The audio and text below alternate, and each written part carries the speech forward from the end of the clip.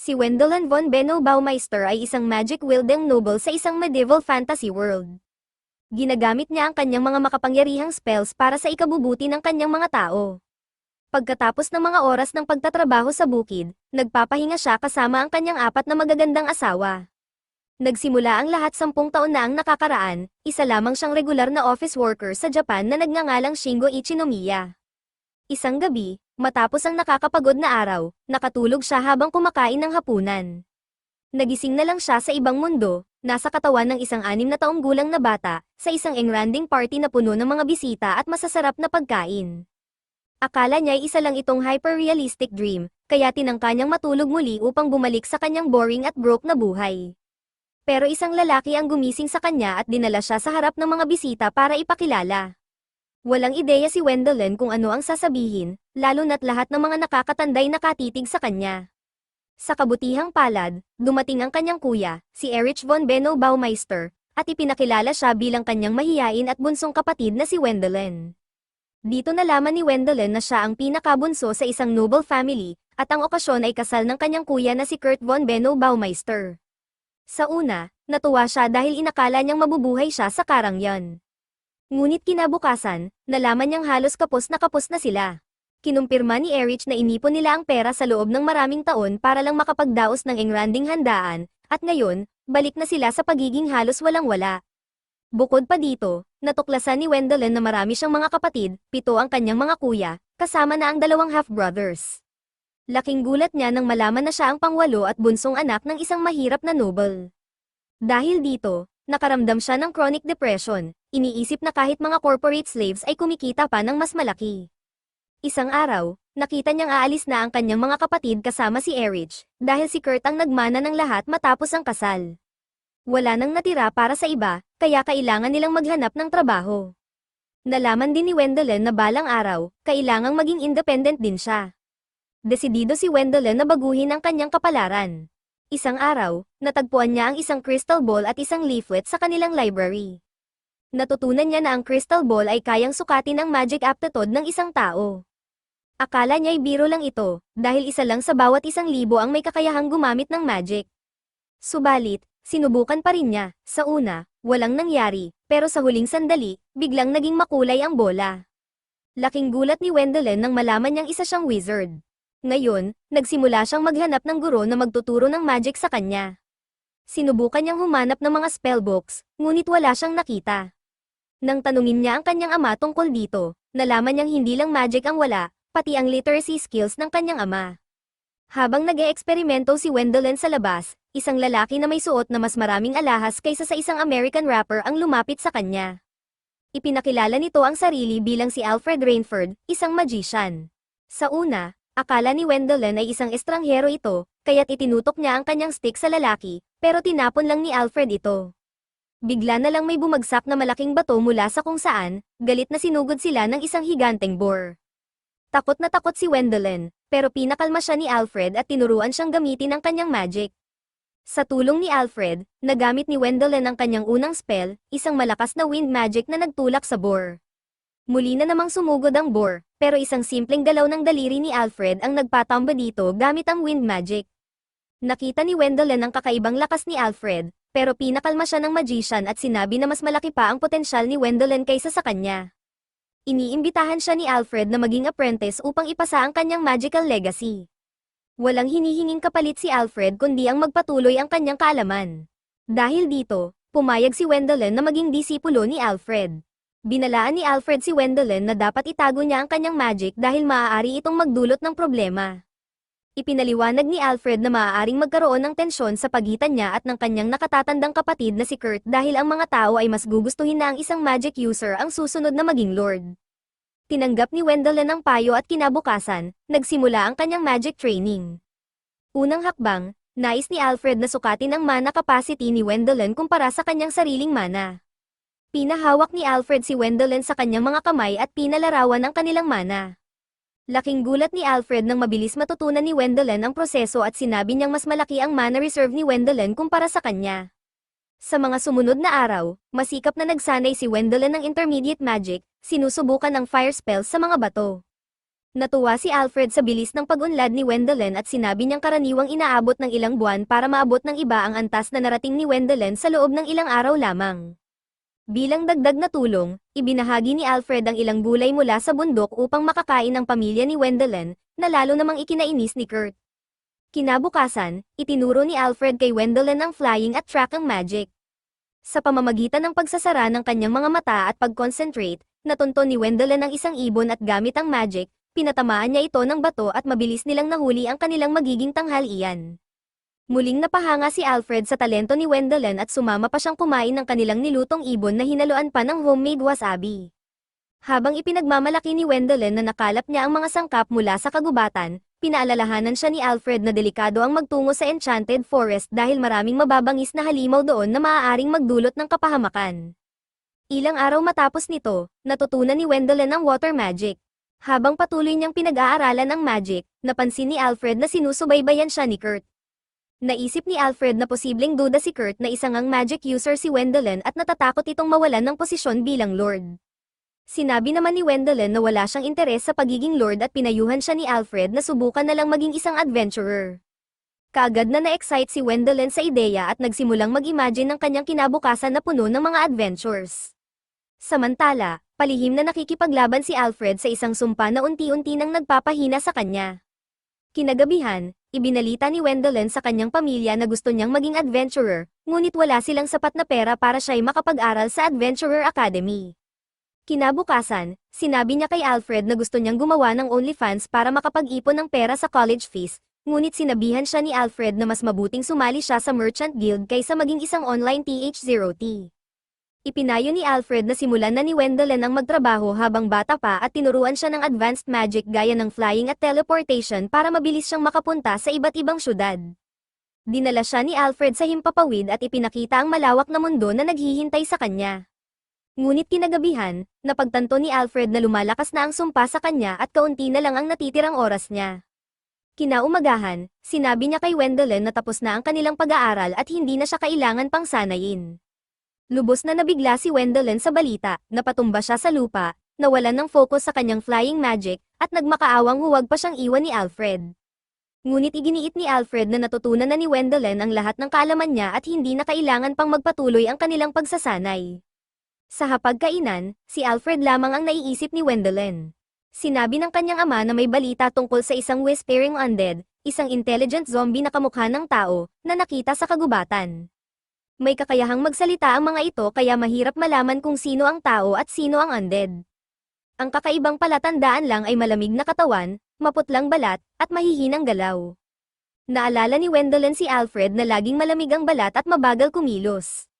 Agad siyang lumipad papunta sa kagubatan upang hanapin ang kanyang master, ngunit nawala siya sa balanse at bumagsak bago niya ito makita. Dumating si Alfred, ngunit hindi makapaniwala si Wendelin na patay na nga ito.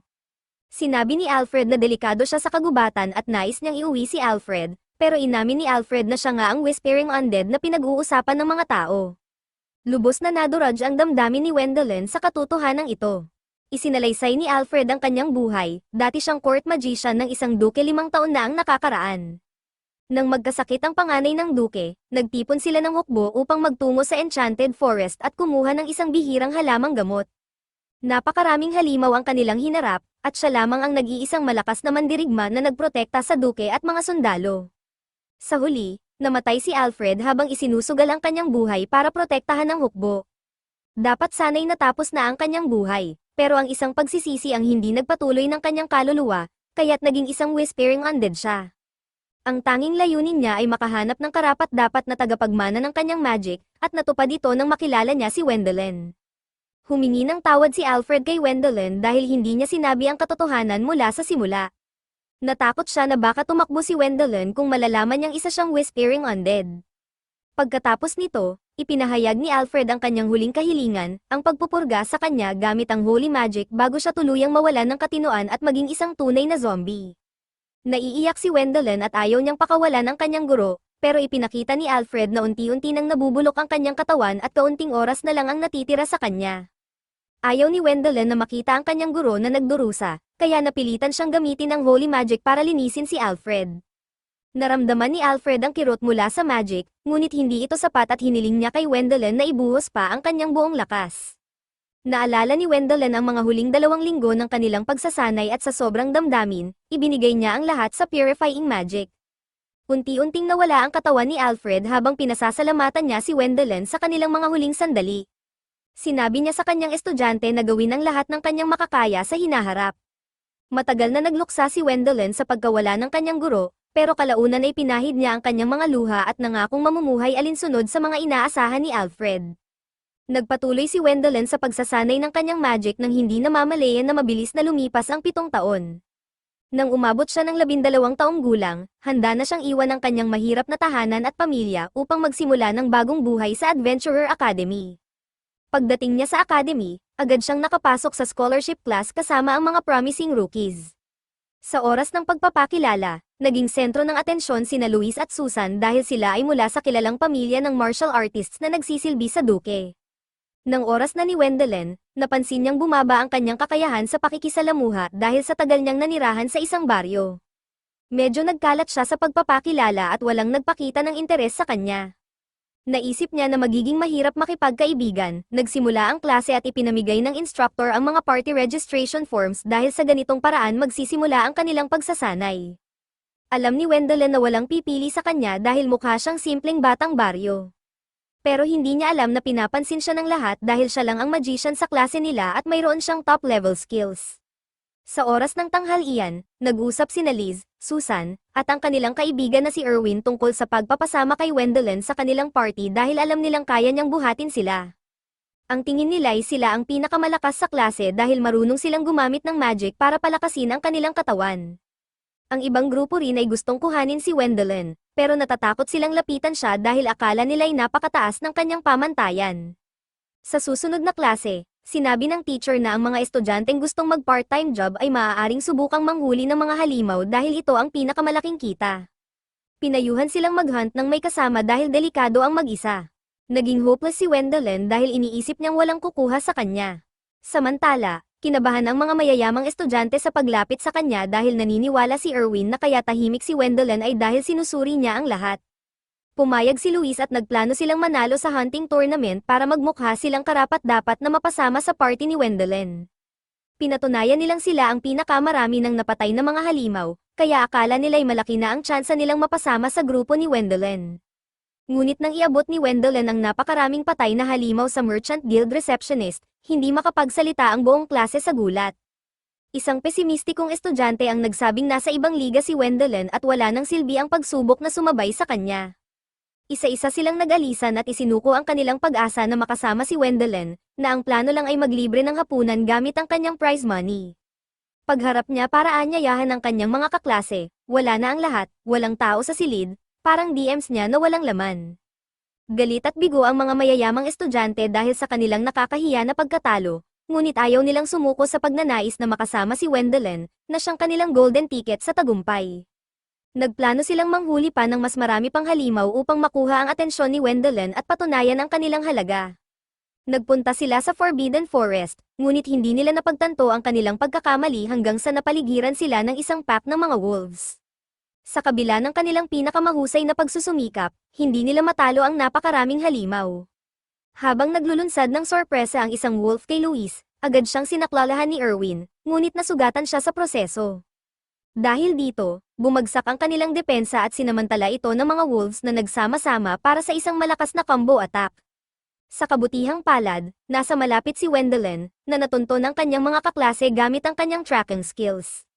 Dumating siya sa eksaktong oras at gamit ang rock pillars, tinalo niya ang lahat ng wolves. Sinagip niya ang tatlo at dinala sa ospital. Sa ospital, humingi ng paumanhin ang tatlo sa pagiging pabigat at inamin nila kay Wendelin na lahat sila ay nag-aakalang siya'y masyadong mataas ang antas para sa kanila. Doon lamang napagtanto ni Wendelin na sobrang taas ang naging pagtingin nila sa kanya, kaya nilagay nila ang kanilang mga sarili sa panganib upang makuha ang kanyang pagkilala. Inamin nila na naunawaan na nila ang kanilang lugar at idineklara na hindi sila karapat-dapat na maging teammates niya. Nais ni Wendelin na sumali sa kanilang party, ngunit bago pa siya makapagsalita, pumasok ang kanilang instructor dala ang magandang balita. Inihayag niya na mag-host ang Duque Amades ng isang garden party para sa kanilang klase kinabukasan. Sa party, Agad na binaliwala ng Duke ang iba at nilapitan si Wendelin para makipag-usap. Pinag-usapan nila ang Baumeister family bilang mga vassals ng Duke, at inimbitahan si Wendelin sa isang personal na chat. Hindi gusto ni Wendelin ang pagpunta sa bahay ng isang estranghero ng mag-isa, kaya sinabi niyang kasama niya ang mga mayayamang estudyante bilang mga kasamahan sa party. Sama-sama silang pumunta sa mansion at doon nila nakilala ang court magician na si Brandt, na dating guro ni Alfred. Gulat na gulat si Wendelin nang malaman ito, at ipinaliwanag ni Brandt na siya ay eksperto sa trakang magic at patuloy na binabantayan si Alfred kahit noong siya'y naging isang whispering undead. Alam ni Brandt na namatay si Alfred 7 taon na ang nakakalipas, at ang tanging paraan para mangyari iyon ay kung natupad na ang kanyang huling kahilingan na makahanap ng isang alagad na mas malakas kaysa sa kanya. Lahat ng senyales ay nagtuturo kay Wendelin, na hindi na maitatanggi na siya ang alagad ni Alfred. Kinilala rin ni Brandt ang magic pouch ni Wendelin, na nagpapatunay sa lahat ng ito. Naiyak si Wendelin habang naaalala ang kanyang guro. Naalala rin niya na may mga natirang supplies mula sa expedition na nasa pouch at nais niyang isauli ang mga iyon sa Duke. Habang ibinabalik ni Wendelin ang supplies, hindi makapaniwala ang mga mayayamang estudyante sa kwento at napagtanto nilang, tulad nila, si Wendelin ay isang talentadong tao ngunit hindi maaaring maging tagapagmana dahil hindi siya ang panganay. Pagbalik ni Wendelin, humingi siya ng paumanhin sa biglaang pagsasama sa kanila bilang kanyang party. Sinabi ng mga mayayaman na gusto nilang makasama si Wendelin upang mapakinabangan ang kanyang kapangyarihan, pero ngayon ay napagtanto nilang hindi iyon patas. Sumagot si Wendelin na ayos lang sa kanya at nais niyang sumama sa kanila dahil masaya siyang kasama sila. Nabigla ang trio sa dahilan niya, pero natawa sila at tinanggap si Wendelin bilang kaibigan. Biglang dumating ang Duke at binigyan ng 1,000 gold coins si Wendelin bilang gantimpala sa pagbabalik ng supplies. Lahat ay nagulat, pati si Wendelin, at dagdag pa rito, sinabi ni Brandt na minana na rin niya ang mansion at estate ni Alfred. Kinagabihan, lumipat si Wendelin sa malaki at intimidating na bahay, pero naisip niya na masyadong malaki iyon para sa isang tao lang. Kaya napagpasyahan niyang imbitahan ang kanyang mga kaibigan na tumira doon kasama niya. Ilang buwan ang lumipas, at sa summer vacation, dinala ni Wendelin ang kanyang mga kaibigan sa kasal ng kanyang kapatid na si Erich. Nagsakay sila sa isang magic airship at si Louise ay nagbihis parang si Lady Gaga upang makaagaw ng pansin sa kasal. Si Erwin naman ay natatakot sa lumilipad na airship, parang taong Cueva na unang beses makakita ng ganoon. Kasama rin si Brandt, na sinulit ang libreng inumin sa airship. Habang sinisiguro ni Brandt kay Erwin na hindi babagsak ang eroplano, biglang nakita niya ang mga madilim na ulap malapit sa airship at binawi ang kanyang sinabi. Itinuro ni Brandt kay Wendelin ang ulap, at mula doon ay lumabas ang isang giant skeleton dragon na nagpahirap sa lahat ng pasahero. Nagsimulang magreklamo ang mga pasahero at hiniling na makausap ang kapitan. Sinabi ng co-pilot na si Brandt, ang dakilang magician, ang tutulong upang talunin ang undead dragon. Ngunit, inamin ni Brandt na imposible ito dahil tanging holy magic ang makakapag-purify ng undead at wala siyang talento para doon. Sinabi niya na may kilala siyang isang magician na may kakayahan sa holy magic, si Wendelin. Bagaman kinakabahan, pumayag si Wendelin na labanan ang dragon. Pinrotektahan ni Brandt ang airship habang si Wendelin naman ay lumipad patungo sa dragon. Ginamit ni Wendelin ang kanyang magic barrier para protektahan ang sarili mula sa mapaminsalang hininga ng dragon at pinrotektahan naman ni Brandt ang airship gamit ang kanyang magic shield. Ipinunin ni Wendelin ang kanyang holy magic, ngunit agad na umatake ang dragon upang pigilan siya. Umiwas si Wendelin sa mga atake at tinutok ang buong kapangyarihan ng kanyang holy magic. Binalikan ng holy magic ni Wendelin ang hininga ng dragon at tinamaan ito. Nagningning ang dragon na parang Christmas tree at nagsimulang umindak sa sakit dahil sa purification magic. Sa huling sandali, sinubukan ng dragon na umatake muli, ngunit iniiwasan at pinipigilan ni Wendelin ang mga atake hanggang sa mawala na ang kaluluwa ng dragon. Unti-unting naghiwalay ang mga buto nito, at bumagsak ang magic stone na nagpapanatili dito. Sa loob ng airship, gumawa si Brandt ng isang gang sign at sinenyasan si Wendelin na kolektahin ang mga buto ng dragon gamit ang kanyang magic pouch. Kinuha ni Wendelin ang mga buto at pati ang kaakit-akit na red magic stone. Pagbalik ni Wendelin sa ship, nagdiwang ang lahat para ipagdiwang ang kanilang pagkakaligtas, ngunit gusto lang niyang magpahinga ng ilang araw matapos ang nangyari. Agad na dumating ang dating adventurer partner ni Brandt na si Arthur at sinabi kay Wendelin na hindi siya magkakaroon ng pagkakataon na magpahinga. Nabigla si Brandt nang makita ang kaibigan at ipinakilala siya kay Wendelin. Nagkwentuhan sila tungkol sa mga araw ng kanilang pakikipagsapalaran. Kinabukasan, dumating na ang kanilang barko sa capital city. Tumakbo agad si Brant pagkatapos bumaba, iniwan si Arthur na magbantay kay Wendelin.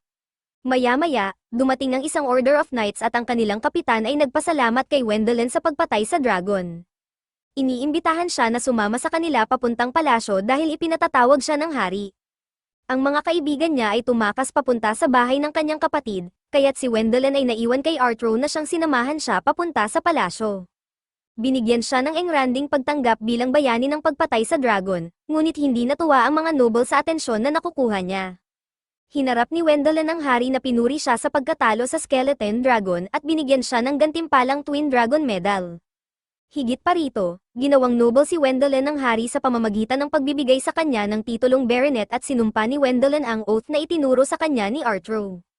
Binili rin ng hari ang lahat ng buto ng dragon at magic stone mula kay Wendelin. Nagkaroon ng pagtatalo ang general at prime minister tungkol sa tamang presyo. Gusto ng general na magbigay ng mas mataas na pabuya, ngunit nagreklamo ang prime minister na wala silang sapat na pondo. Bago pa lumala ang kanilang argumento, namagitan ang papa at naayos ang pabuya sa 150,000 gold coins. Kinagabihan, umalis sila sa palasyo matapos kolektahin ang kanilang reward. Isang martial artist na gumagamit ng spear ang nagdaos ng isang palabas sa kalsada upang mapabilib si Wendelin at sanay ay hire siya. Ngunit, hinatak siya ng mga guards palayo, at sinabi ni Arthur kay Wendelin na masasanay din siya sa mga ganitong klaseng tao dahil palagi silang susunod sa kanya. Binalaan pa niya si Wendelin na ang mga noble ay maaaring subukan na itulak ang kanilang mga anak na babae sa kanya, bagay na ayaw mangyari ni Wendelin. Kinabukasan, nakarating na si Wendelin sa kasal ng kanyang kapatid na si Eric. Nagrereklamo ang dalawa pa niyang kapatid na si Kurt ay hindi nagpadala ng regalo para sa bride at groom, at maaaring mapahiya ang kanilang pamilya sa harap ng mga bisita. Nagpasya si Wendelin na siya na lang ang magbayad para sa mga regalo at napagtanto niya na ang pagiging isang noble ay mas tungkol sa pagpapakitang gilas kaysa sa pagkakaroon ng pera. Masaya pa rin siya na ikinasal na ang kanyang paboritong kapatid. Kinabukasan, inimbitahan ni Papa si Wendelin sa kanyang tahanan, at bumisita siya dala ang donasyon na 200 gold coins. Napahanga si Papa sa kanyang husay sa negosyo at agad na nagustuhan si Wendelin. Nag-usap sila tungkol sa relihiyon at baptism, at isang magandang babae ang nagdala ng tsaa, na kaagad naman nakakuha ng atensyon ni Wendelin. Ipinakilala ng Papa ang babae bilang kanyang apo, si Elise, at sa isang tingin pa lang, alam na ni Wendelin na may kakayahan itong gumamit ng magic. Sinabi ng Papa na si Elise ay may kakayahang gumamit ng holy healing magic at madalas na tumutulong sa mahihirap sa simbahan, kaya tinawag siyang Saint Elise.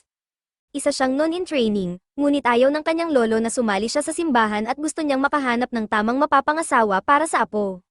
Biniro ni Wendelin na ang kagandahan ni Elise ay tiyak na maghahatid ng matinding kompetisyon sa mga lalaki at baka siya rin ay sumali. Habang tumatawa sa sarili niyang biro, bigla niyang napagtanto na walang ibang tumatawa kasama niya. Naging seryoso si Papa at tinanggap ang sinabi ni Wendelin. Inanunsyo niya na tinatanggap niya si Wendelin bilang fiancé ni Elise. Napalunok si Wendelin, hindi makapaniwala na na-engage siya sa loob lamang ng 1 minuto matapos makilala si Elise. At walang paraan para umatras, pagbalik niya sa bahay, natatawa ang mga kaibigan niya nang marinig na pumunta lang siya para magpabinyag pero umuwi na engaged. Sa tingin din nila, mahusay na asawa si Elise para kay Wendelin. Doon natutunan ni Wendelin na walang konsepto ng romantic marriage sa mundong ito, at maswerte pa siya na nakita niya ang babae bago pa sila ipakasal.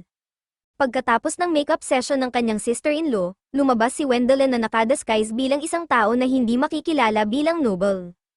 Kasama si Erwin, na walang tigil sa pang-aasar tungkol sa magiging asawa ni Wendelin. Napaisip si Wendelin kung ano nga ba ang totoong tingin ni Elise sa kanya. Pumunta sila sa merkado, ngunit kahit nakadisguise, natukoy si Wendelin ng spear fanatic gamit ang kanyang pro-stalker abilities. Nagsimula siyang magpakitang gilas sa kanyang mga skills sa paggamit ng sibat. Sinundan siya ng ibang tao sa merkado, lahat nais makuha ang atensyon ni Wendelin upang maging kanyang retainer. Pagbalik sa kanyang bahay, agad nag-teleport si Wendelin at tinanggal ang kanyang clown costume habang sinasabihan siya ni na Erwin at Eric na kumuha ng isang retainer na makakapagharang ng mga hindi kanais-nais na kandidato. Iminungkahi ni Erwin na siya na lang ang kunin ni Wendelin, at nagustuhan ni Wendelin ang ideya. Agad niyang in-hire si Erwin bilang kanyang retainer, na hindi makapaniwala sa nangyari. Wala nang masyadong ipinaliwanag si Wendelin at dumiretso siya upang makita ang kanyang fiancé. Nag-teleport siya sa labas ng bintana ng lolo ni Elise, ngunit nahulog siya at nanatili roon hanggang sa bumalik si Papa sa kanyang opisina. Hindi nagtagal, natagpuan siya ni Elise na nakahiga roon at inaya siyang mag-usap sa rooftop ng pribado. Dahan-daang tinanong ni Wendelin kung ano ang nararamdaman ni Elise tungkol sa kanilang engagement. Sumagot si Elise na masaya siyang maging asawa ng hero at Dragon Slayer, at para kay Wendelin, sapat na iyon. Habang nagpapahinga si Wendelin sa kanyang bayan, naging mayabang si Erwin dahil siya lamang ang may trabaho sa kanilang grupo, at siya ang nag-uutos kina Luis at Susan. Ipinagmamalaki ni Erwin na hihilingin niya kay Wendelin na i-hire sila bilang kanyang mga junior, ngunit ayaw ng mga babae na maging subordinate ni Erwin at gusto nilang maging mas mataas kaysa sa kanya. Nakikita nila si Eric na sweet sa kanyang asawa, at iminungkahi ni Luis na dapat silang maging asawa ni Wendelin para makuha nila ang kapangyarihan nito. Kung hindi man pwede, magiging side chicks na lang sila. Pumayag si Susan, at nagsimula silang magdiwang ng kanilang delusyon na hindi na sila kailangang magtrabaho pagkatapos magpakasal sa mayaman. Nasa kalagitnaan ng kanilang plano si Wendelin nang bumalik siya. Sinubukan ni Luis na akitin siya sa pamamagitan ng Fortnite dance, ngunit nainis si Wendelin at umalis ng silid. Hindi pa rin sumuko si Luis at mas lalo pang naghanda sa gabi, ngunit nahihiya si Susan at hindi makasabay. Naririnig ni Wendelin ang kanilang awkward na pag-uusap mula sa labas ng bintana nang bigla siyang makatanggap ng imbitasyon para sa hapunan mula sa butler ni Papa. Kinagabihan, pumunta si Wendelin sa mansyon ni Papa para sa isang fancy private dinner kasama si Elise. Pareho silang awkward at walang maisip na pag-usapan. Nais na agad umalis ni Wendelin matapos kumain, ngunit iminungkahi ng butler na dalhin niya si Elise sa pamimili bilang kanilang first date. Sa pamimili, napadpad sila sa isang tindahan ng overpriced jewelry. Sinabi ni Elise na hindi kailangan ni Wendelin na gumastos ng malaki para sa kanya, ngunit isang simpleng singsing ang nakakuha ng atensyon ni Wendelin. Napag-alaman niya na ang singsing ay isang magic ring na nagkakahalaga ng 300 gold coins. Nagtaka siya kung ito ba'y gawa ng Apple, pero kailangan niyang magpakakol sa harap ni Elise, kaya binili niya ito nang hindi na tumatawad.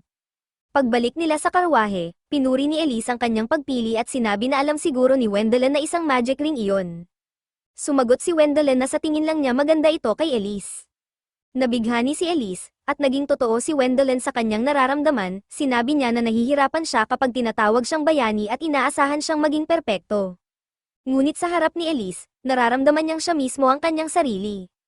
Siningil ni Wendelin ang singsing gamit ang kanyang magic power, at biglang nagningning ito sa loob ng karwahe, na parang may disco lights. Ang ngiti ni Wendelin ay nagbigay kay Elise ng butterflies sa kanyang tiyan. Makalipas ang ilang araw, nag-uusap sina Luis, Susan, at Erwin tungkol sa kanilang plano na akitin si Wendelin, nang dumating si Elise upang makita ang kanyang magiging asawa. Nalaman niyang wala si Wendelin dahil ipinatawag siya ng hari para sa isang misyon. Ipinag-utos ng hari na patayin ni Wendelin ang isang dragon, at bagaman nabigla si Wendelin sa laki ng misyon, hindi niya magagawang tanggihan ang utos ng kanyang boss. Ipinaliwanag ng kapitan ng mga knights ang plano para sa pagdevelop ng lupa, ngunit kailangan nilang patayin ang dragon at ang mga halimaw sa lugar upang maisakatuparan ito. Tanging mga makapangyarihang magicians lamang ang may kakayahang harapin ang Dragon's Breath, kaya sina Wendelin at Brant ang pinili para sa misyon kasama ang isang ikatlong miyembro, isang bulky warrior na may kakaibang mohawk. Natakot si Wendelin sa level 99 na extrovert at gym freak, na puno ng sigasig sa paghuli sa dragon. Akala niya'y isang mandirigma ang lalaki, pero ipinaliwanag ni Brant na siya si Armstrong, ang palace magician na mayroong katawan ng isang dambuhala. Lumipad sila agad patungo sa kinaroroonan ng dragon, pinamumunuan ni Armstrong, at nakipagtagpo sila sa hukbo roon. Samantala, nalaman ng grupo ni Wendelin ang tungkol sa misyon at sila'y inatas ang sumali sa labanan para lipulin ang maliliit na halimaw sa paligid matapos matalo ang dragon. Pansamantalang pinamumunuan ni Erwin ang hukbo, at bagamat hindi siya masyadong sigurado sa kanyang kakayahan, sumabak sila sa laban. Samantala, si Elise ay sumama bilang isang healer, ngunit hindi niya makita ang kanyang fiancé dahil umalis na ito para labanan ang dragon. Nang dumating sina Wendelin, Brant, at Armstrong sa lungga ng dragon, isang malakas na sigaw ni Armstrong ang nagpaguho sa kuta nito. Nagising ang dragon at naglabas ng nakakagimbal na sigaw ng galit, na nagpatayo ng balahibo ni Wendelin. Sinimulan ni Armstrong ang laban gamit ang kanyang magic para mag-transform na parang Power Ranger. Nagsuot siya ng magic armor at bumuo ng isang malaking martilyo, na gamit nito ay pinatumba ang dragon sa lupa. Sinabi ni Brant kay Wendelin na oras na para gawin ang kanyang bahagi bago maubusan ng magic si Armstrong. Ginamit ni Wendelin ang isang malakas na wind spell para patayin ang dragon habang pinipigilan ito ni Armstrong. Kinuha ni Wendelin ang katawan ng dragon bilang loot, ngunit pinaalalahanan siya ni Brant na hindi pa sila pwedeng magpahinga dahil isang napakalaking bilang ng mga halimaw ang mawawala sa kontrol ngayong natalo na ang dragon. Nagsimula ang labanan laban sa mga halimaw sa magkabilang panig, at maraming sundalo sa hukbo ni Wendelin ang nasugatan ng matindi. Si Elise ay tumakbo ng pakapagod-pagod sa buong araw upang gamutin ang mga nasugatang sundalo, at nang maubos ang kanyang magic, ginamit niya ang kapangyarihan na nakaimbak sa kanyang singsing. Habang ginagamot ang mga sundalo, naririnig niya ang kwento ng pagiging bayani ng kanyang fiancé, at ito ang nagbigay sa kanya ng motibasyon. Sa madaling araw, dumating ang isang mensahero at idineklara na tapos na ang labanan at lahat ng halimaw ay napatay na. Ngunit, isa pang tao ang nagsabing nasugatan si Wendelin.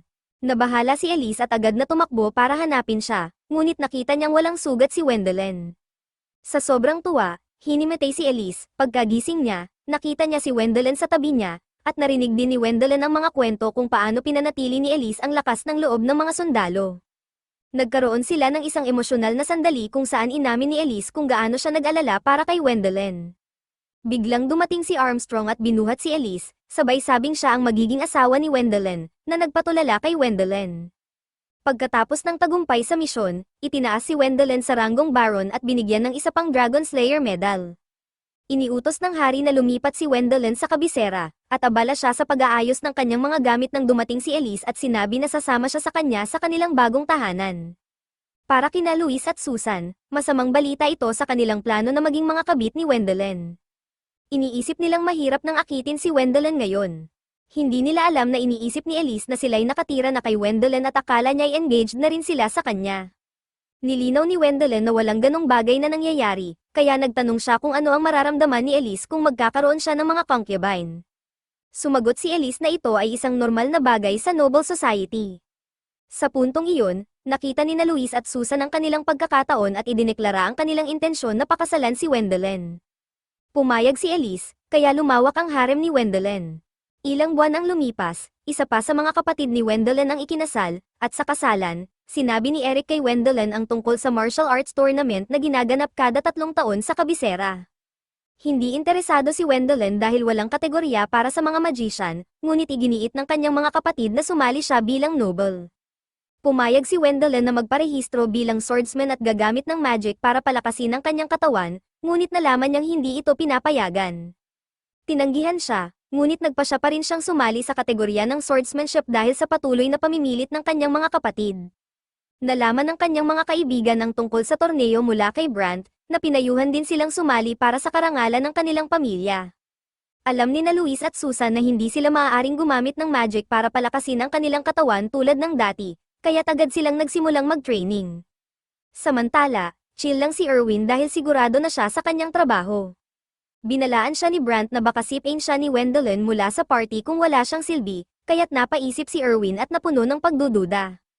Kinagabihan, ibinalita ni Wendelin na nais sumali ni Elise sa kanilang party bilang healer. Binanggit din niya na hindi sasali ang Reign ng champion ng torneo upang bigyan ng pagkakataon ang iba. Akala ni Erwin na kaya niyang manalo, kaya't nagsimula siyang magsanay ng seryoso.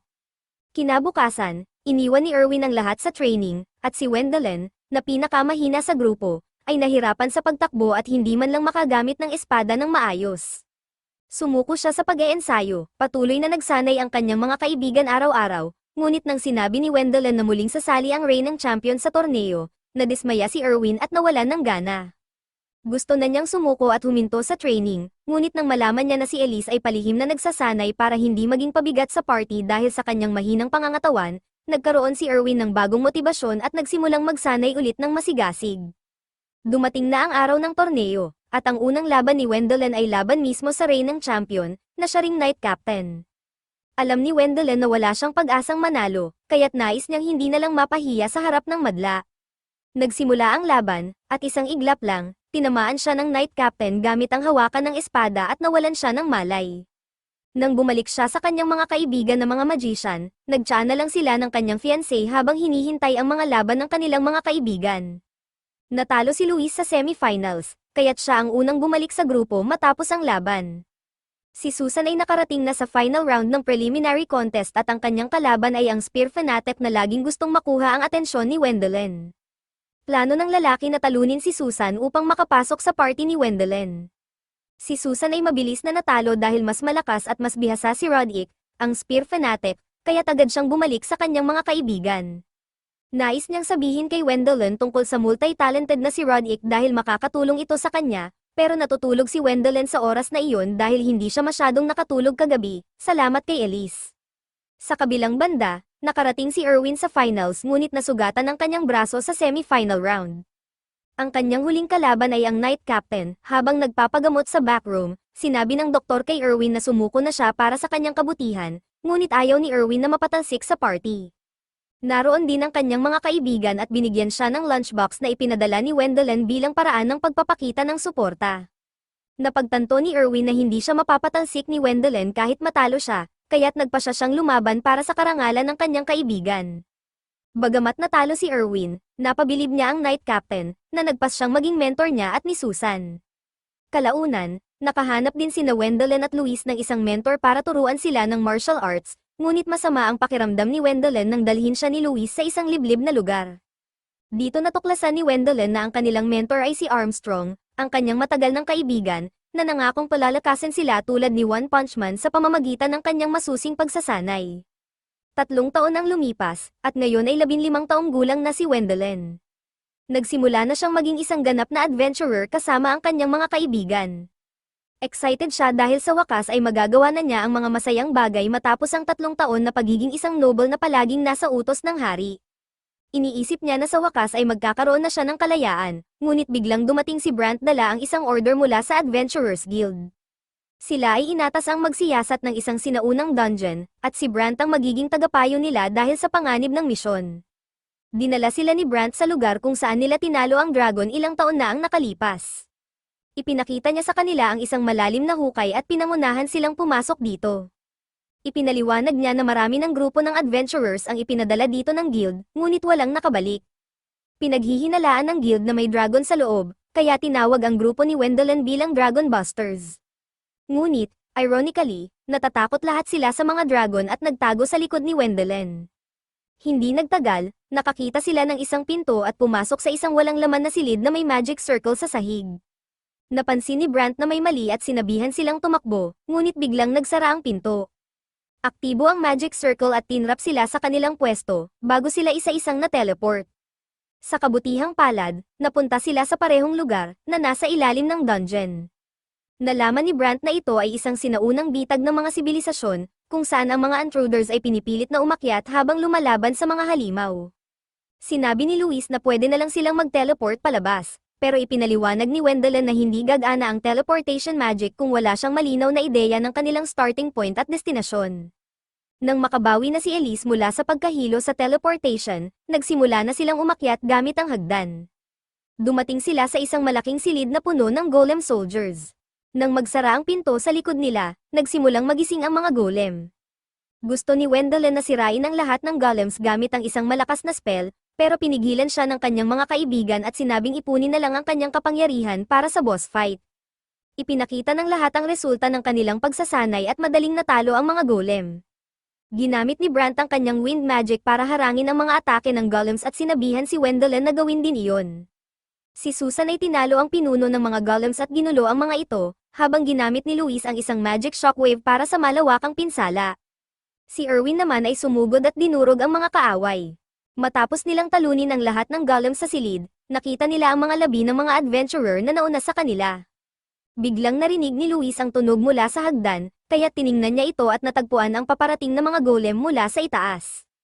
Walang oras na magpahinga ang grupo at nagsimula ulit sa pakikipaglaban. Maraming araw ang lumipas na patuloy ang kanilang pakikipaglaban sa mga golem nang halos walang pahinga.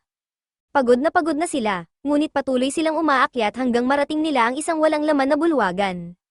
Nagsimula silang magdiwang, iniisip na nalampasan na nila ang dungeon, ngunit napansin ni Brant ang isang giant mechanical dragon sa gitna ng bulwagan. Bago pa man sila makakilos, nagising ang dragon at agad na umatake gamit ang blast breath nito. Pinrotektahan ni Brant ang grupo gamit ang kanyang magic barrier, at tinulungan siya ni Wendelin upang harangan ang atake. Habang naglalaban sila sa Mechanical Dragon, biglang dumating ang mga Golem Soldiers mula sa pasukan at sinaksak si Susan. Nagsimula ang laban sa boss, kung saan sina Erwin at Luis ay nakikipaglaban sa mga golems, at si Elise naman ay abala sa pagpapagaling kay Susan. Sina Brant at Wendelin, na parehong magician, ay nagpapatigil sa deadly breath ng dragon gamit ang kanilang magic. Alam ni Wendelin na hindi tatagal ang kanilang magic laban sa dragon, kaya iminungkahi niya ang isang plano, pagsamahin ang kanilang kapangyarihan para tapusin agad ang dragon. Pumayag si Brant at ipinasa ang lahat ng kanyang kapangyarihan kay Wendelin upang makapaglabas ng isang malakas na magic beam na tumulak pabalik sa hininga ng dragon. Ngunit hindi nagtagal, naubusan ng magic si Brant at bumagsak. Nakita niya ang sarili niyang dating estudyante kay Wendelin, na nagpatuloy sa laban kahit mag-isa. Hindi nagtagal, nagsimulang mawalan din ng kapangyarihan si Wendelin, at nang malapit na siyang matalo, tumakbo si Elise papunta sa kanya at namula habang sinasabi na gagamitin niya ang isang espesyal na magic sa kanya. Bigla niyang hinalikan si Wendelin, na nagbalik ng kanyang stamina at magic, ngunit naubos ang lahat ng lakas ni Elise at nawalan siya ng malay. Hinawakan ni Wendelin si Elise, at napagtanto niyang, turbocharged, siya ng kapangyarihan ng pagmamahal. Pinalakas niya ang kanyang magic beam at napagtagumpayan ang dragon, tinamaan nito ang ulo ng dragon at nawasak ang mga circuit nito, na nag-deactivate sa dragon. Nang matalo ang boss, tumigil din sa paggalaw ang mga golem soldiers, at bumagsak si Wendelin bago pa niya magawang ipagdiwang ang tagumpay kasama ang kanyang mga kaibigan. Dinala siya ng kanyang mga kasama, pati na si Elise, sa isang restaurant upang magpahinga. Habang nagpapahinga sila, sinabi ng mga kaibigan ni Wendelin na hindi naman talaga kailangang halikan ni Elise si Wendelin para pagalingin siya. Gusto lang daw talaga niyang halikan ito sakaling mamatay sila. Tinawag ni Erwin sina Luis at Susan para ipakita ang isang bagay na nakakapukaw ng interes, at kahit pagod na sila, sumama pa rin sila sa kanya. Nagising si Wendelin mula sa kanilang ingay at tinulungan si Elise na bumangon. Pumunta sila kay Brant, na nasa isang library sa katabing kwarto, at natuklasan nilang ang dungeon ay ginawa ng isang dakilang magician mula sa sinaunang sibilisasyon bilang isang pagsubok upang makita kung sino ang karapat-dapat na tumanggap ng kanyang mga kaalaman. Hindi maunawaan ni Wendelin kung ano ang napakahalaga para gumawa ng ganoong klaseng pagsubok, pero dinala siya ng kanyang mga kaibigan sa isang hangar kung saan mayroong 7 sinaunang magic airships, na base ng karamihan sa modernong teknolohiya ng magic. Sinabi ni Brant na ito ang pinakadakilang pagkakatuklas ng siglo, at ang halaga ng mga airships ay maaaring umabot sa milyon-milyong gold coins. Ibinaba ni Erwin ang isang lever at binuksan ang pinto palabas ng hangar, at lahat sila ay natuwa nang makalabas sila ng dungeon. Nang bumalik si Wendelin at ang kanyang grupo sa harap ng hari, ipinresenta nila ang lahat ng natuklasan sa dungeon. Binili ito ng hari, habang binili naman ng Magic Guild ang Force Teleportation Circle. Nang dumating ang oras para sa gantimpala, nanlamig ang Prime Minister habang idineklara na bawat isa sa grupo ni Wendelin ay tatanggap ng 2 million gold coins. Dahil wala pang sapat na pera ang kaharian, babayaran sila ng installment sa loob ng 20 taon. Nagpanik si Wendelin, iniisip ang mga buwis na babayaran niya sa ganitong kalaking halaga. Nagpasya si Wendelin na lumipat mula sa kabisera at bumalik sa Academy City, kung saan matatagpuan ang kanyang lumang mansion. Sinabi niya ang kanyang plano kay Armstrong, na binati siya ng good luck. Ipinabatid din ni Armstrong na habang nasa loob ng dungeon si Wendelin, may mga nagpakalat ng balitang siya'y patay na. Unang beses itong narinig ni Wendelin at nagtanong kung bakit may gagawa nito. Sinabi ni Armstrong na, naghihirap, si Wendelin dahil sobrang yumaman siya ng mabilis, at ngayon marami ang naiinggit sa kanya. Pumayag ang kanyang mga kaibigan na may mga naiinggit din sa kanila dahil bahagi sila ng Dragon Slayer Party, at natatakot silang mas lalo pa itong titindi dahil sa gantimpalang matatanggap nila. Ayaw nilang humarap sa mga problema na dulot ng pera, kaya iminungkahi ni Susan na i-redistribute nila ang kanilang gantimpala. Sumang-ayon sina Luis at Erwin, at sinabi nila kay Wendelin na ibigay ang kanilang bahagi sa kanya, kapalit ng sweldo at mga regalo. Tinanong ni Wendelin si Elise kung ano ang gagawin niya sa kanyang gantimpala, at sinabi ni Elise na ang lahat ng kanyang pag-aari ay pag-aari ng kanyang magiging asawa. Ngayon, nakaupo si Wendelin sa 10 million gold coins at iniisip niya na mas maraming tao ang may inggit sa kanya. Kumalat ang balita ng ligtas na pagbabalik ni Wendelin, at si Rockner, isang noble na nagsimula ng mga chismis, ay nagplano na, kahit bumalik si Wendelin mula sa dungeon, ang mga kaaway nito ay nagkakaisa at maaaring gumawa ng mas direktang hakbang para saktan siya. Ilang araw ang lumipas at habang nag-e-enjoy si Wendelin sa pag-inom ng tsaa kasama ang kanyang mga kaibigan, napansin niya ang isang tao sa labas ng bintana. Natakot siya na maaaring magnanakaw o asasin ito, kaya't nagpa siya siyang kumuha ng guard para protektahan ang kanyang mansion kapag lumipat siya sa Academy City. Sumang-ayon ang kanyang mga kaibigan at sinabi na ang guard ay dapat malakas, tapat kay Wendelin, at magaling sa pamamahala. Isang tao lamang ang naisip nilang may ganitong mga katangian, ang spear fanatic na si Rodrich. Sinabi ni Susan kay Wendelin na dapat niyang i-hire si Rodrich. Bagaman nagulat si Wendelin, napag-isipan niya na baka gusto pa ring makatrabaho ni Rodrich ang kanilang grupo kahit matapos ang mga taon ng pagiging friendzone. Inimbitahan ni Wendelin si Rodrich sa kanilang bahay at tinanong kung gusto nitong sumama sa kanila bilang retainer.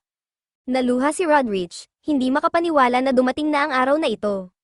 Ang stalker ay patuloy na umiikot sa paligid ng bahay, at napansin siya ng lahat nang magsimula siyang maglaway matapos makita silang kumakain ng cake.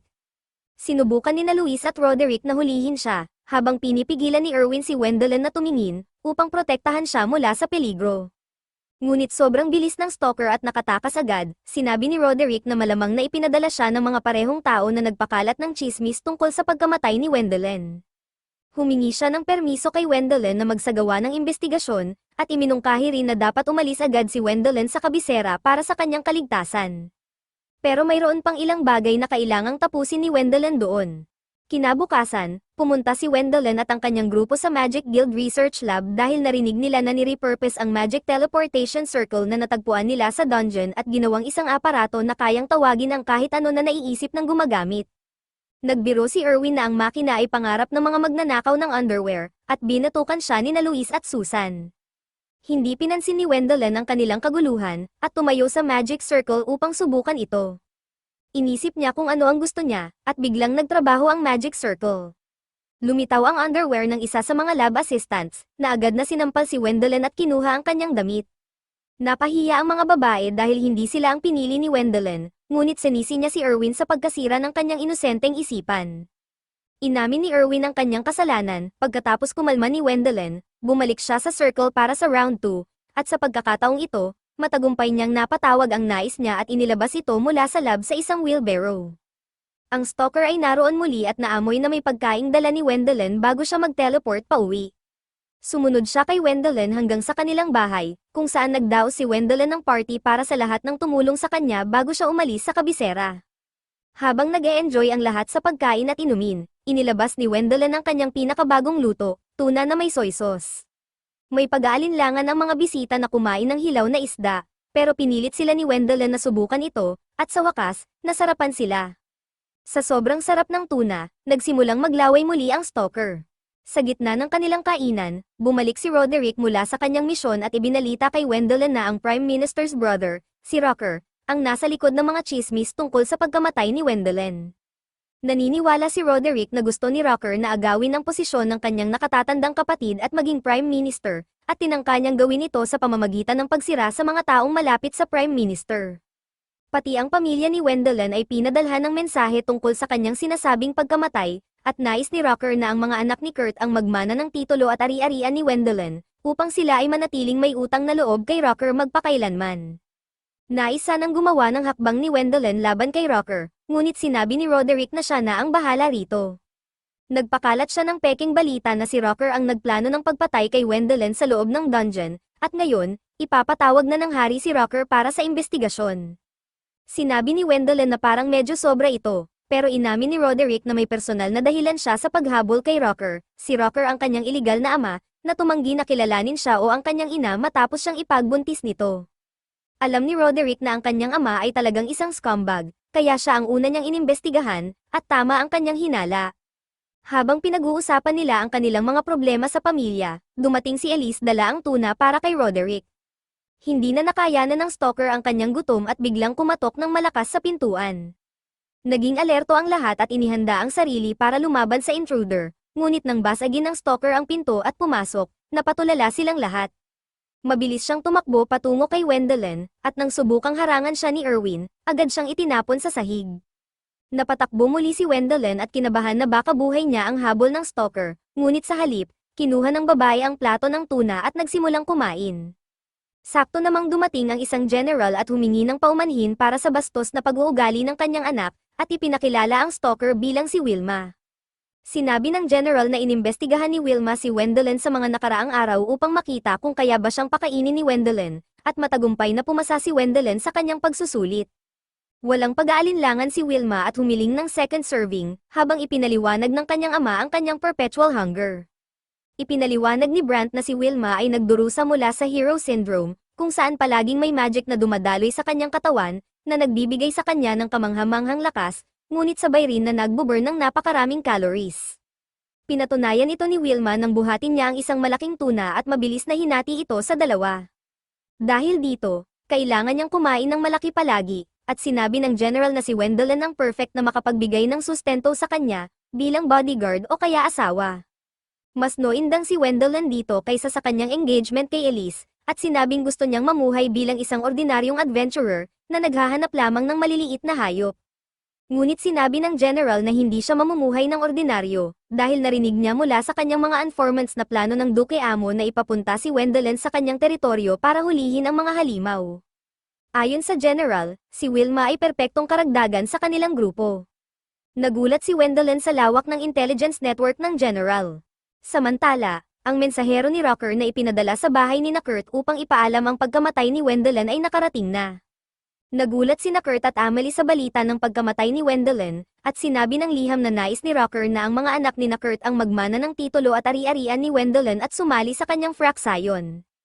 Nagdiwang si Kurt sa magandang balita, ngunit biglang sumigaw si Amelie nang makita ang isang bagay sa labas ng bintana. Nang sumilip si Kurt, namutla siya sa nakita, na parang nakakita ng multo, nandun si Wendelin at ang kanyang party. Dumating sila upang pag-usapan ang plano ng Duke kasama ang Lord ng teritoryo. Si Brant ang nakipag-usap sa ama ni Wendelin tungkol sa ekspedisyon na pinangunahan ng dating Duke sa Enchanted Forest 15 taon na ang nakalilipas, kung saan 2,000 sundalo ang namatay. Alam ng ama ni Wendelin ang insidente, dahil nagpadala rin siya ng mga sundalo upang tumulong sa Duke. Sinabi ni Brant na ang mga sundalong iyon ay nagbabalik bilang mga zombie, at nandito si Wendelin at ang kanyang grupo upang linisin ang mga ito. Mayabang pa si Kurt sa kabila ng kanyang kalagayan at sinabing hindi nila sila tutulungan sa misyon. Sinabi ni Brant na hindi nila kailangan ng tulong at narito sila upang pag-usapan ang mga termino ng misyon. Ngunit humiling si Kurt ng tributo kapalit ng kanilang pagtatrabaho sa kanyang lupa. Tinanong niya ang village chief tungkol sa karaniwang komisyon, at nang malaman niyang 30% ang standard rate, humiling siya ng 50% mula sa kita ng grupo ni Wendelin. Sinubukan ng nakababatang kapatid ni Kurt, si Herman, na kumbinsihin siyang huwag maging ganid at payagan silang bawiin ang mga gamit ng mga patay na sundalong ipinadala mula sa kanilang rehiyon.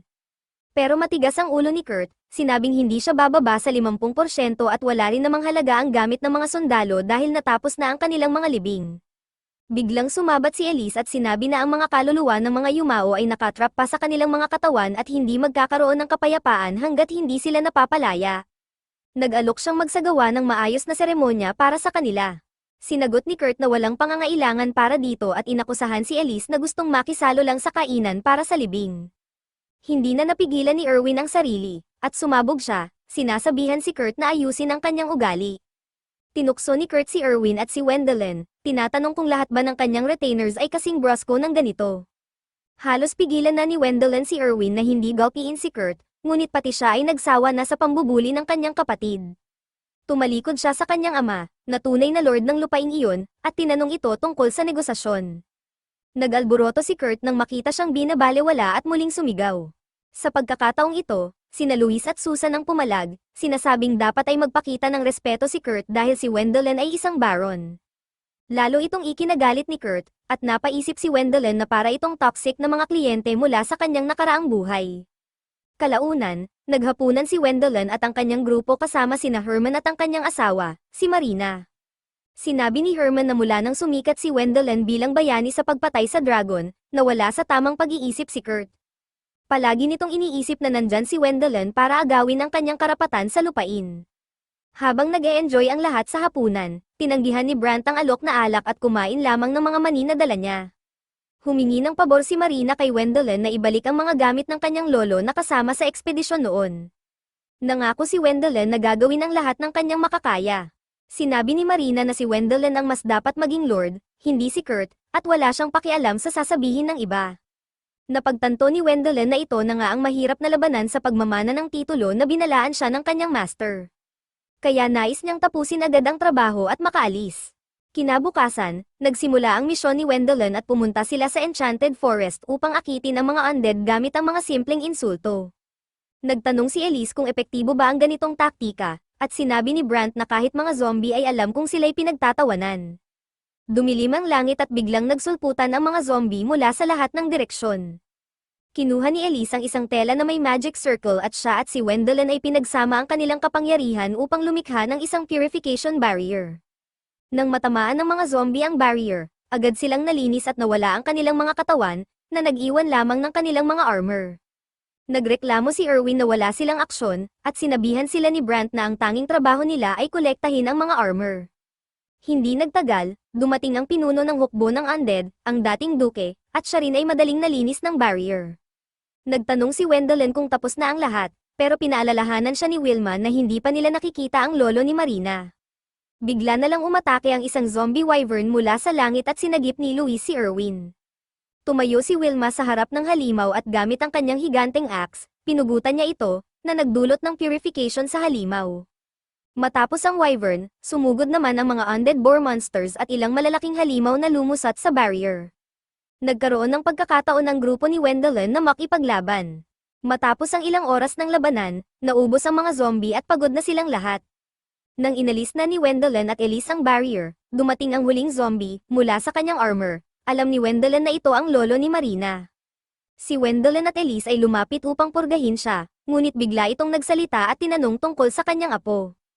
Nagulat ang lahat at sinabi ni Brant na ang zombie ay nag-evolve at naging lich. Nang sabihin ni Wendelin na masaya ang kanyang apo sa piling ng asawa nito, natutuwang ibinaba ng lolo ang kanyang espada. Hindi siya lumaban nang linisin siya ni Elise, at naglaho siya nang hindi man lang nag-iwan ng armor. Ibinigay ni Wendelin ang mga natirang gamit ng mga sundalo sa nayon, kung saan naging emosyonal ang mga tao sa pagtanggap ng mga alaala ng kanilang mga yumao. Nagpasalamat sila kay Wendelin. Ngunit biglang dumating si Kurt at ipinahayag na lahat ng armor ay dapat ibalik sa kanya matapos ang kanilang pagdadalamhati. Gusto niyang tunawin ang mga ito upang gawing mga kagamitan para sa pagpapaunlad ng lupa.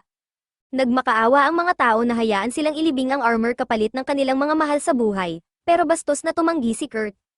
Tumayo si Wendelin at sinabihang lumalampas na si Kurt sa kanyang limitasyon. Sumagot si Kurt na mas mahalaga sa kanya ang pagpapaunlad ng lupa kaysa sa mga patay na karaniwang tao, at kailangan niya ng bakal para dito. Sinabi ni Wendelin na kung bakal lang ang kailangan niya, maaaring kunin ni Kurt ang bakal mula sa kanyang magic pouch at hayaan na ang mga taga-nayon. Nagulat si Kurt at napaupo sa lupa, nang tanungin siya ng kanyang mga tauhan kung ano ang gagawin, sinabi ni Kurt na maghintay na lang sila hanggang umalis si Wendelin. Bumalik si Wendelin sa kabisera kinabukasan at iniabot ang mga armor ng mga sundalo kay Edez, na sinabing ibabalik ang mga ito sa mga pamilya ng mga namatay, ngunit tatagal pa ito ng ilang oras. Inutusan si Wendelin na maghintay muna sa kanyang nayon. Ayaw ni Wendelin na manatili doon, pero kailangan niyang sundin ang mga utos. Biro pa ni Brant na dapat niyang i-enjoy ang kanyang pamamalagi sa kanyang tahanan noong bata pa siya. Nag-teleport si Wendelin pauwi. Nagulat ang village chief nang makita si Wendelin muli at inimbitahan siya at ang kanyang grupo na dumalo sa mass funeral na gaganapin kinabukasan. Sa libing, nagdasal si Elise para sa mga yumao dahil siya ang tanyag na celebrity priest. Lubos na nagpapasalamat ang mga taga-nayon sa kanya, ngunit galit sila na si Kurt ay hindi nagpakita upang magbigay ng respeto. Pagkatapos ng funeral, nagdaos ng isang salo-salo ang mga villagers kung saan lahat ay nag-e-enjoy. Patuloy pa rin si Brant na tumanggi sa alak at kumain lang ng mani na dala niya. Hindi nagtagal, dumating si Amelie, ang asawa ni Kurt, kasama ang kanilang mga anak upang mag-alay ng panalangin sa lugar ng libing. Binati ni Wendelin ang kanyang hipag, at sobrang excited ang kanyang mga pamangkin na makilala ang kanilang tiyuhin, ang kilalang Dragon Slayer. Gusto nilang malaman kung paano niya tinalo ang dragon. Nagdesisyon ang mga kaibigan ni Wendelin na magtanghal ng skit para aliwin ang mga bata. Si Erwin ang gumanap bilang Bone Dragon, si Luis bilang si Brant, at si Susan naman ang gumanap bilang si Wendelin. Pagkatapos ng palabas, pinakain ni Wendelin ng mga matatamis ang kanyang mga pamangkin at binati sila ng good night. Matapos nito, lumapit ang village chief upang kausapin si Wendelin ng pribado. Humiling siya kay Wendelin na maging susunod na lord ng kanilang lupa dahil karamihan ng tao ay gusto si Wendelin bilang kanilang pinuno. Nataranta si Wendelin at sinabi na hindi niya magagawa iyon dahil ito ay karapatan ni Kurt bilang panganay. Ngunit hindi nag-alala ang village chief tungkol kay Kurt o sa kasalukuyang lord. Ipinilit niya na wala ng pag-asa ang kanilang lupa sa ilalim ng pamamahala ni Kurt. Sinabi ni Wendelin na hindi niya gustong maging lord at nais niyang mabuhay bilang isang adventurer, ngunit alam ng village chief na mahusay si Roderick sa mga bagay na tulad nito at magagawa nitong hawakan ang mga responsibilidad upang malaya si Wendelin na gawin ang anumang nais niya. Ipinangako ng chief ang kanyang buong suporta at sinabi na gusto rin ng Royal Palace na si Wendelin ang magmana ng lupaing ito. Habang tinatapos ng village chief ang kanyang pahayag, dumating si Brant at pinuri ang matalas na pag-iisip ng chief dahil nahulaan nito ang lahat ng walang sinasabi sa kanya. Kinumpirma niya na totoo nga, nais ng hari na si Wendelin ang maging bagong lord ng lugar na ito. Dinala ni Brant si Wendelin sa isang pribadong pag-uusap at ipinaliwanag na matagal nang nais ng mga nakaraang hari na paunlarin ang rehiyong ito, ngunit lahat ng naging lord ay mahina at walang kakayahan. Si Kurt, ayon kay Brant, ay isa sa mga pinaka-inkompetenteng lord, kaya't napilitang magpatupad ng mahigpit na hakbang ang hari. Hindi basta-basta mapapalitan ang ama ni Wendelin bilang lord, kaya't nagplano ang hari at mga opisyal upang pabaliwin si Kurt. Gusto nilang magalit si Kurt at atakihin si Wendelin upang masupil siya at mapanagot ang kasalukuyang lord. Sa ganoong paraan, ang landas ni Wendelin upang maging bagong lord ay magiging malinaw. Ang misyon ng undead purification ay nagsilbing perpektong diversion upang may sagawa ang plano. Naitanong ni Wendelin kung bakit hindi sinabi ni Brant ang plano sa kanya mula simula. Sagot ni Brant, mangyayari pa rin ang lahat kahit alam ni Wendelin ang buong kwento. Ibinahagi ni Wendelin ang kanyang mga pag-aalala tungkol sa pagiging mapanganib ng plano, ngunit tiniyak ni Brant na binabantayan niya ang lahat at kahit tumigil siya sa pag-inom ng ilang araw upang manatili sa pinakamataas na kondisyon. Nag-aalinlangan pa rin si Wendelin tungkol sa pagiging lord, ngunit sinabihan siya ni Brant na mayroon siyang kapangyarihan, impluwensya, at pera upang paunlarin ang rehiyon. Wala nang mas angkop na tao para sa posisyon. Kinabukasan, sinabi ni Wendelin sa kanyang mga kaibigan ang plano ng palasyo. Sabi nila, magandang ideya ito, at sinabing dapat natanggapin na ni Wendelin ang mga utos tulad ng nakasanayan. Di nagtagal, bumisita si Amelie at ang kanyang mga anak kay Wendelin. Bilang cool na magician uncle, ipinakita niya ang ilan sa kanyang mga magic tricks tulad ng paggawa ng mga water balls at mini rainbows. Habang tinutulungan ni Wendelin ang mga bata, naawa ang kanyang mga kaibigan sa inosenteng mga pamangkin, iniisip na kapag nawala sa posisyon si Kurt, mawawalan din sila ng kanilang noble titles at baka ma-exile pa. Kinagabihan, habang naghapunan sina Wendelin kasama si Herman, narinig nila ang mga sigaw mula sa labas. May grupo ng mga discontented villagers na nagtungo sa bahay ng kasalukuyang lord upang hilingin na si Wendelin ang maging bagong tagapagmana. Hindi na sila natatakot sa anumang parusa dahil sawang-sawa na sila sa di makatarungang pamumuno ni Kurt. Nakikita ni Wendelin ang seryosong hangarin ng mga tao at hiniling sa kanila na bigyan siya ng oras upang magdesisyon. Nagulat ang mga villagers nang malaman na mananatili pa si Wendelin sa nayon, dahil narinig nila ang chismis na aalis na siya kinabukasan. Napagtanto ni Brant na ang village chief ang nasa likod ng mga kilos ng mga tao, kaya't pinuntahan niya ito at binalaan na mag-ingat sa pakikialam sa plano ng iba. Sinabi ni Brant na hindi masama ang ginagawa ng village chief, pero ayaw ng palasyo na may kumikilos ng malaya. Nagpasalamat ang village chief sa babala pero determinadong gawin ang mabuti para sa kanyang nayon. Bago siya umalis, binalaan niya si Brant na mag-ingat kay Amelie. Pagbalik ni Brant sa mansyon, nakita niya si Wendelin na nag-aalala tungkol sa kapalaran ni Kurt matapos itong alisin sa posisyon. Iniisip lamang ni Wendelin na ma-exile ito, pero sinabi ni Brant na hindi siya papayagan ng palasyo na mabuhay pa para ikwento ang nangyari. Natakot si Wendelin dahil ayaw niyang mamatay ang kanyang kapatid, kaya't kinaumagahan, kinausap niya ito. Nag-propose si Wendelin ng isang deal kay Kurt, hinihingi ang isang parte ng lupa kapag naging lord siya, at kapalit, bibigyan niya ng pondo si Kurt para ma-develop ang kanyang teritoryo. Sinabi ni Wendelin na ito ay isang win-win na solusyon at itinuro ang isang undeveloped land sa mapa na gusto niya. Nagalit si Kurt, sinira ang mapa, at inakusahan si Wendelin na pinaplano niyang agawin ang kanyang posisyon bilang susunod na lord. Pinilit ipaliwanag ni Wendelin na wala siyang ganitong balak at binalaan si Kurt tungkol sa lumalaking galit ng mga tao. Pero galit na galit si Kurt at pinaalis agad si Wendelin. Sa labas ng silid, nakasalubong ni Wendelin si Amelie at ang kanyang mga anak. Nais ni Amelie na mag-usap sila sa labas, at sinabi ni Wendelin na gusto niya ng masayang pagtatapos para sa lahat, ngunit hindi na niya alam kung paano ito makakamit. Sinagot siya ni Amelie na ang tanging mahalaga sa kanya ay ang kaligtasan at kasiyahan ng kanyang mga anak. Inamin niya na kaya siya lumalapit kay Wendelin ay dahil walang kinabukasan ang kanyang asawa, at tinanong siya kung ano ang pakiramdam niya tungkol sa pagiging isang stepfather. Sinabi ni Wendelin na sapat na ang mga babae sa buhay niya, at pagkatapos ng kanilang usapan, lalo lang nalito si Wendelin tungkol sa kanyang dapat gawin. Habang gumagawa ng mayonnaise kasama ang kanyang mga kaibigan, sinabi ni Wendelin na nagdesisyon na siyang maging lord matapos isaalang-alang ang lahat. Ngunit hindi siya susunod sa plano ng palasyo at determinado siyang hindi hayaang may mamatay. Kailangan niya ng tulong ng kanyang mga kaibigan, at nangako silang palagi silang nasa kanyang tabi. Kinabukasan, nag-set up sila ng isang mini market sa Nayon kung saan nagbenta sila ng mayonnaise, fancy clothes, at iba't ibang produktong tanging sa kabisera lang matatagpuan. Agad na naakit ang mga tao sa kanilang tindahan dahil mas maganda ang mga paninda kumpara sa ibang tindahan sa lugar. Nagalit ang mga tauhan ni Kurt dahil nawalan sila ng mga parokyana at humingi ng tulong kay Kurt. Ngunit wala siyang magawa kundi magalit dahil hindi niya kayang talunin si Wendelin, isang magician. Habang pauwi ang mga tauhan ni Kurt pagkatapos ng pulong, biglang nag-teleport si Wendelin sa harap nila, at pinalibutan sila ng kanyang mga kaibigan. Kinaumagahan, nalaman ni Kurt na binili ng kanyang kapatid ang suporta ng kanyang mga tauhan, na inialok ng bakasyon sa kabisera.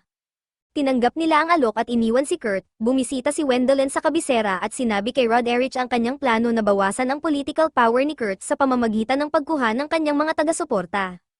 Kasama si Rod Erich, naghanap sila ng apartment upang bigyan ng maayos na bahay si Amelie at ang kanyang mga anak pagkatapos maging lord ni Wendelin. Para kay Kurt, plano ni Wendelin na ipadala ito sa simbahan upang manirahan ng malayo sa abot ng palasyo. Ngunit hindi nila alam na si Rocker ay may pinaplano ring masama. Nagpadala siya ng isang regalo kay Kurt upang harapin ang kanyang magician na kapatid. Nahanap ng mensahero ni Rocker si Kurt sa ulan, nagmumuni-muni ng pagpatay matapos bilhin ni Wendelin ang kanyang mga tauhan.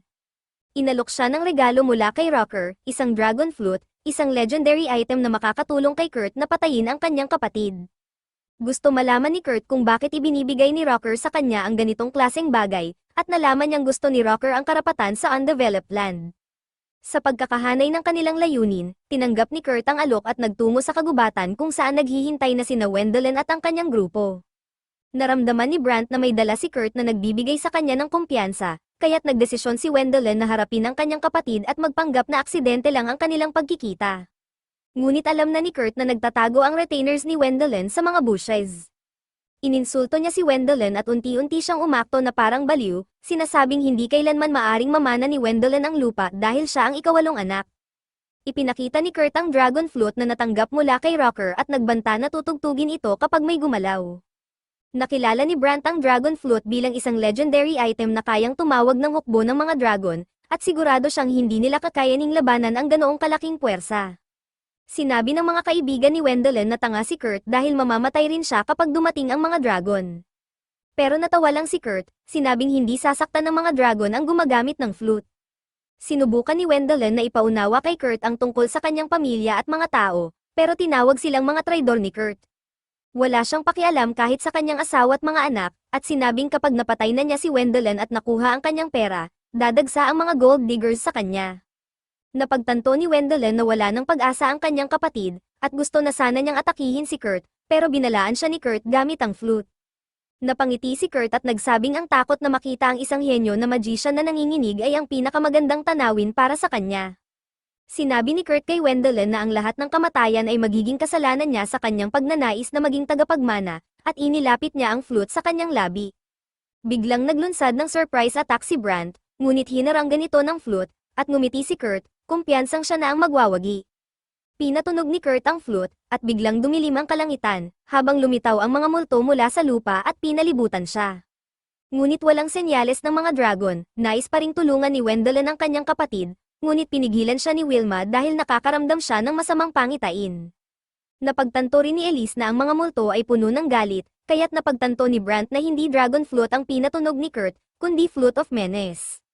Nagtaka si Brant kung paano nakuha ni Kurt ang isang legendary item, at lumabas na nalinlang siya nang nagpadala ng flute.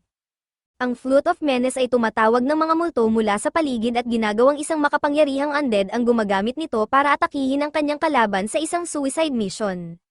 Nang marinig ito ni Wendelin, nag-alala siya na mamamatay ang kanyang kapatid, ngunit huli na dahil naposes na si Kurt ng mga multo. Nagsanib ang kanyang galit sa kanilang kapangyarihan at nagalit siya ng labis kay Wendelin, sinasabing kinuha nito ang lahat mula sa kanya. Namula ang kanyang paningin habang pinalibutan siya ng mga multo at binago siya sa isang higanteng halimaw. Nang inag si Wendelin sa takot nang makita ang kanyang kapatid na nasa loob ng katawan ng higanteng halimaw. Sinabihan siya ni Brant na gamitin ang kanyang holy magic upang agad na talunin ito, ngunit hindi makagalaw si Wendelin sa takot. Pinrotektahan siya ni Elise mula sa isang malakas na suntok ng halimaw at sinubukan niyang purgahin ito gamit ang kanyang magic, ngunit hindi sapat ang kanyang kapangyarihan. Sa kanyang pag-struggle, nagising si Wendelin sa katotohanan at sumuporta kay Elise. Naisip niya na wala ng paraan upang mailigtas ang kanyang kapatid, kaya't nagdesisyon siyang pakawalan ito ng mapayapa. Gumamit siya ng holy magic at pinalakas ang kanilang purification spell upang talunin ang higanteng undead na halimaw. Isang maliwanag na liwanag ang nagdisintegrate sa halimaw, at ang central capsule na kinalalagyan ni Kurt ay tumilapon at sumabog sa malayo. Nahulog ang Flute of Menace, ngunit lumipad ang malisyosong kaluluwa ni Kurt patungong kabisera upang hanapin ang taong naglinlang sa kanya. Samantala, si Rocker ay nagdaos ng isang kasiyahan, iniisip na napatay na ni Kurt si Wendelin at makukuha na niya ang kontrol sa mga undeveloped land. Pinuri siya ng kanyang mga kaalyado sa kanyang mahusay na plano. Ngunit sinabi ni Rocker na hindi pa nila lubos na mapagkakatiwalaan si Kurt dahil isa lamang siyang country idiot. Biglang nabasag ang bintana ng silid, at pumasok ang malisyosong espiritu ni Kurt upang maghayganti kay Rocker. Kinabukasan, nagtungo si Wendelin sa kabisera at nakipagkita kay Rod Erich sa labas ng pinangyarihan ng krimen. Nalaman niyang naganap ang isang masaker noong nakaraang gabi, pinatay ni Kurt ang lahat ng mga bisita sa party ni Rocker, kasama ang 12 nobles at ang kanilang buong pamilya. Ang mga pari mula sa simbahan ay napurga na ang kaluluwa ni Kurt, ngunit kumalat na ang balita. Sinabi ni Rod Erich kay Wendelin na alam na ng lahat ang mga kasalanan ni Kurt, kaya't hindi na nila maaaring payagan na manatili si Amelie at ang kanyang mga anak sa kabisera. Mapanganib para sa kanila dahil kamumuhian sila ng mga tao bilang pamilya ng isang kriminal, at hindi na magiging posible ang mapayapang buhay na nais ni Wendelin para sa kanila. Napagtanto ni Wendelin na kailangan niyang hanapan ng bagong tirahan ang kanyang hipag, ngunit masama ang loob niya na hindi niya magawa ang higit pa para kay Amelie. Kalaunan, nakipagkita si Wendelin kay Armstrong at Brant, at sinabi niyang pansamantalang tutulungan ni Herman si Amelie at ang kanyang mga anak. Sinabi ni Wendelin na ang sitwasyong ito ay bunga ng mga makasariling desisyon ng mga nobles na ginagamit ang ibang tao bilang mga pyesa sa kanilang laro, habang sila'y nagtatago sa mga anino. Sinumpa ni Wendelin si Rocker pati na ang mga nobles sa panig ng hari, sinabing lahat sila ay mga traidor. Sinabi ni Brant na tignan ni Wendelin ang kanyang sarili sa salamin at sabihin iyon sa kanyang sarili dahil isa rin siyang noble. Nasaktan si Wendelin sa mga salitang ito, at siya ay kinain ng kanyang konsensya sa loob ng ilang araw. Napansin ni Elise na may bumabagabag sa kanya, kaya't kinausap niya ito at pinatahan, sinasabing wala siyang kasalanan. Ang mga salita ni Elise ay nagpaga ng loob ni Wendelin, at nagdesisyon siyang hindi magiging katulad ng ibang nobles. Nangako siyang magiging mabuting noble na aalagaan ang kanyang mga tao. Sinabi ni Elise na palaging pinipilit ni Wendelin ang sarili upang abutin ang imposible, ngunit palagi silang nandyan ng kanyang mga kaibigan upang suportahan siya. Di nagtagal, pumunta si Wendelin sa hari matapos ang lahat ng naayos sa bahay. Pinuri siya ng hari sa mabilis niyang pagkilos upang ayusin ang kaguluhan sa kanyang teritoryo at iginawad sa kanya ang lupaing iyon. Dahil malaki ang trabaho sa pagdevelop ng lahat ng lupa, inalok ng hari si Wendelin ng karagdagang gantimpala at tinanong kung may nais pa siya. Hindi nagdalawang isip si Wendelin at tinanggap ang alok ng hari. Sinabi niya na sa aksidenteng naganap kung saan namatay si Rocker at ang mga kasamahan nito, 12 noble families ang nawala at bakante na ngayon ang kanilang mga titulo. Bagaman ang hari lamang ang may karapatang magbigay ng mga titulong iyon, nais ni Wendelin na payagan siyang magbigay ng 2 titulo sa mga taong pipiliin niya, bilang kapalit ng pagdevelop ng lupa. Agad na tumutol ang Prime Minister, ang General, at maging ang isang pari sa hiling ni Wendelin. Sinabi nila na bastos ang kanyang kahilingan at dapat nabawiin niya ito kaagad. Sinabi pa ng General na hindi karapat-dapat si Wendelin na pangalagaan ang napakalaking lupain at dapat kunin ang kalahati nito. Nagtalo ang Prime Minister na gusto lamang ng General na ibigay ang lupa sa isang tao mula sa kanyang fraksyon, ngunit tanging isang may mataas na kapangyarihan tulad ni Wendelin ang may kakayahang i-develop ito. Nagbigay din ng opinyon ang Papa, at nagumpisa ang pagtatalo. Biglang sumali sa usapan si Duque Aides, at lantara niyang sinusuportahan si Wendelin. Nakikita ni Wendelin na lahat ay may kani-kanyang makasariling interes. Biglang pinatahimik ni Armstrong ang lahat at sinabi kay Wendelin na bawiin ang kanyang kahilingan. Hiniling ni Armstrong sa hari na ibigay sa kanya ang kalahati ng lupa para ma-develop niya ito gamit ang magic. Tumanggi ang hari, sinabing kailangan si Armstrong sa kabisera, at kayang pamahalaan ni Wendelin ang development ng teritoryo sa kanyang sarili. Ipinahayag ng hari na ang pag-develop ng lupa ay ang pinakamahalaga sa lahat, at dahil dito, ibibigay niya kay Wendelin ang kanyang hiniling. Nang ideklara ito ng hari, pumikit si Armstrong at commandant kay Wendelin, na nagpapahiwatig na nasa panig siya ni Wendelin mula pa sa simula. Lumabas na lahat ng iba ay umaarte lang, nahuli ng hari ang kanilang ginawa, pero ibinigay pa rin kay Wendelin ang karapatang magbigay ng 2 titulo at itinaas siya sa ranggong count. Pagbalik ni Wendelin sa bahay matapos matanggap ang kanyang gantimpala, sinabi niya kay Amelie na kapag lumaki ang kanyang mga anak, ibibigay niya sa kanila ang noble titles. Nagpasalamat si Amelie at muling inalok si Wendelin ng pagkakataon na maging stepfather, pero hindi interesado si Wendelin. Hindi nagtagal, naging abala si Wendelin sa pagdevelop ng kanyang teritoryo gamit ang magic, kasama sina Erwin at Rod Erich bilang kanyang mga katulong sa field. Nais sanang magpahinga ni Wendelin matapos linisin ang mga bato mula sa isang lugar, ngunit gusto ni Rod Erich na linisin pa niya ang ibang bahagi para sa isang simbahan. Nalaman ni Wendelin na magtatayo ng simbahan ng Pope dito kapalit ng pagtulong sa kanya sa di makatuwirang kahilingan na ginawa niya sa hari. Hindi lang iyon, pati ang Duke, ang General, at ang Prime Minister ay may plano rin na magtayo ng mga holiday homes sa teritoryo ni Wendelin. Ngunit hindi ibibigay ni Wendelin ang lugar na ito sa kanila dahil plano niyang magtayo ng soy sauce factory dito.